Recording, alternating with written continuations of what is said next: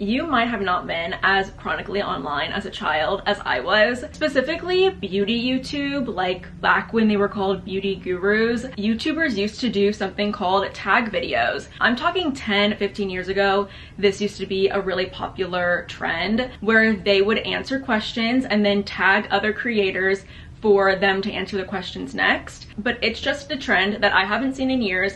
I used to love watching tag videos and imagining myself answering the tag questions in a video. But yeah, I was just reminiscing about old YouTube, and then I got the idea of creating my own sewing tag video. If you don't know who I am, my name is Chessie and I love sewing. I've had this YouTube channel for over 9 years now, and the majority of that time I was posting beauty related content, but I have pretty much had a full channel pivot and I am now posting sewing related videos. So I think that this tag video is just going to be a fun way to kind of introduce myself, for you all to get to know me a little bit better and my sewing craft. And I really hope that this trend will pick up because I know that there are a lot of sewing YouTubers out there, and I just think it would be a good opportunity for everyone to kind of get to know each other a little bit more. So if you've been tagged, I really hope that you make some time to film your tag video. But if you are seeing this video and you would like to film a tag video for your own channel, just go ahead and do it. I am tagging you. A sewing tag does exist, but it like hasn't been in circulation for about 10 years. Some of the questions are the same, but I pretty much added my own and did my own thing with it. So the first question is, how old were you when you first started sewing? I was actually 9 years old when I got my first sewing machine. When my parents moved us from South Florida to North Carolina, we like didn't have any friends, we didn't have any family, and my mom wanted to just get me into an activity. I'm not very athletic. I don't know if I expressed interest in sewing or she thought I would maybe like sewing, but she got me a little sewing machine and put me in a sewing class, technically where I got introduced to sewing. I remember liking sewing, but I also was kind of young. I remember going to the classes, we started a quilt or something, and I just like never finished it. I have ADHD. I didn't get diagnosed until I was an adult, and my mom absolutely has ADHD, undiagnosed. So really any activity I started as a kid, I never finished. I never finished the quilt. I don't even think I got very far, and I don't even remember why we stopped going. We just stopped going. But I had that machine for a really long time. I was young when I got it and I didn't fully understand how to use it. I remember on and off throughout the years picking it back up, kind of using it, struggling because I don't know how to use the machine, and I didn't really understand that you could kind of teach yourself online. I feel like the machine was broken at some point, or I just didn't know how to use it. So I don't know where that machine went, but last year for Christmas, so 2023 Christmas, my fiance's family got me a sewing machine, and ever since then I have been obsessed with it. I love sewing. I just feel like being reintroduced to sewing as an adult, it definitely put me in a better position to learn more and be more confident and have like a better understanding of how it all worked. But yeah, technically I was 9 when I first like started learning, but I would really say that I didn't start actually sewing and learning how to sew until about a year ago. Who taught you how to sew? So like I said, I took those classes when I was 9. I remember sitting in the class, but I don't really remember anything else about it. I would say TikTok and YouTube taught me everything that I know about sewing. In the very beginning of my sewing journey starting last year, I pretty much used TikTok as my sewing search engine. Like anything that I would Google, I would actually just search on TikTok. I would get the exact results I was looking for, the exact results that would be helpful to me. So online resources can really teach you like anything that you need to know about sewing. What made you want to start sewing? Because I had that short little sporadic background of sewing, it was always something in the back of my mind that I knew I wanted to come back to, that I knew I would be good at and I would enjoy. But because it was so sporadic to me, and I also didn't have any adults around me that sewed, it always seemed kind of like a complicated journey to start. Another hobby of mine is thrifting and going to estate sales. I don't know if you would consider that a hobby. I do. But sometimes when you're shopping secondhand clothing, there are aspects of the pieces where you just feel like if you could change this one thing, it would be perfect. And I obviously knew sewing would be my way to that. I have yet to really work on clothes or make clothes yet. It is something I want to do in 2024, but I just have a mental block with it. I really feel like I need to have a mannequin. So I'm on the lookout for a secondhand sewing mannequin for sure. But yeah, what made me start sewing, I just felt like I would really enjoy it. I would be really good at it. It would be my creative outlet. And I love the idea of upcycling things, which is why I have a collection full of secondhand and vintage fabrics. Patterns or self-draft. In the beginning of me learning how to sew, I did try out patterns. I hated cutting them out. I hate the idea of how much paper waste it is because I'm using like our at-home printer and it's using so much paper and so much ink. And I am not a direction reader, instruction follower, but you kind of have to be if you're gonna follow a pattern. So I would much rather self-draft something or just come up with something in my mind and kind of make it happen, see what happens. What stores do you buy your sewing supplies from? I am very committed to buying secondhand tools, fabrics, notions for my sewing hobby and my small business. So thrift stores are okay. I do like Facebook Marketplace. Estate sales are where it is at for sewing supplies. The unfortunate truth about estate sales is they are most of the time happening because someone has passed and the family hires a company to kind of handle liquidating all of their items. So sometimes you can get very lucky with being able to pretty much shop a person's entire sewing collection.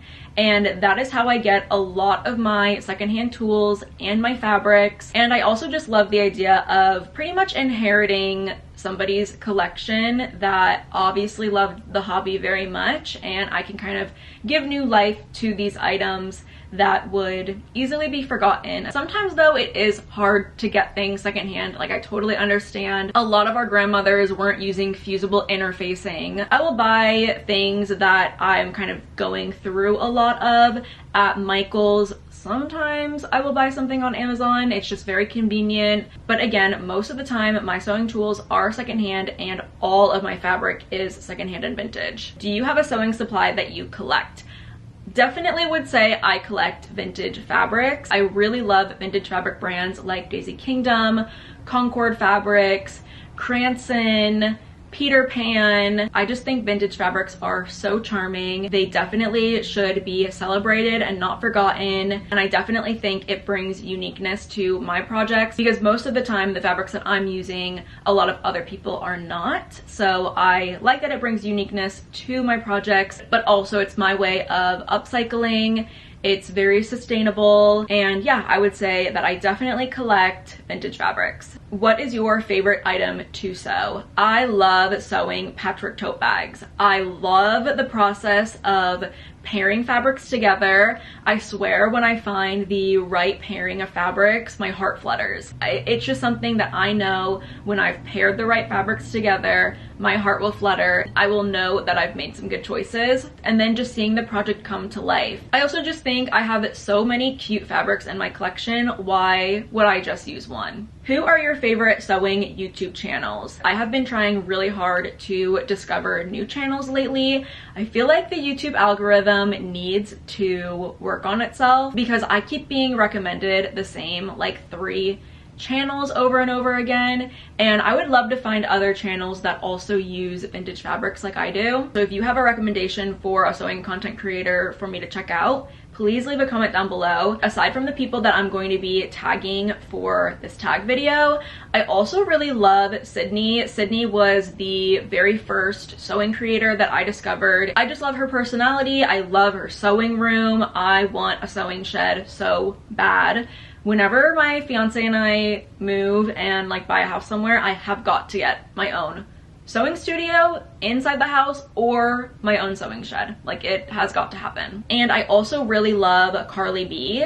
I just think Carly's personality is so adorable. I love the things that she makes. She does use a lot of secondhand fabrics and she does a lot of patchwork, so that really resonates with me. So yeah, Sydney and Carly are two sewing YouTubers that I really like. Do you clean as you sew or make cleaning tomorrow's problem? I absolutely make cleaning tomorrow's problem. I really wish I could be someone that cleans as I sew. I cannot. Sometimes I'll see sewing content and I'm just like, how is your sewing room so clean? Like mine will never ever look like that. There is shit everywhere. Clips or pins?